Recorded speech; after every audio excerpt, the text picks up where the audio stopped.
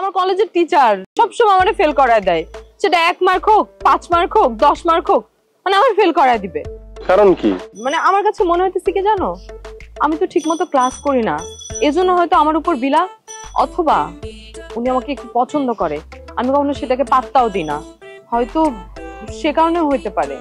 আমি না বুঝতেছি না আমি কিভাবে এর থেকে পার পাবো। আমি জানি যে তুমি এর মধ্যে যদি ঢোকো তুমি সমস্যার সমাধান করে দিতে পারো। আহারে, দুনিয়া থেকে একটা টিচার কমে গেল। কেন? বাঁচবে না, টিচার মারা যাবে। আরে বাবা, আমি তো তোমাকে সেটা করতে বলি নাই, তুমি জাস্ট টিচারকে গিয়ে একটু ভয় দেখাবা।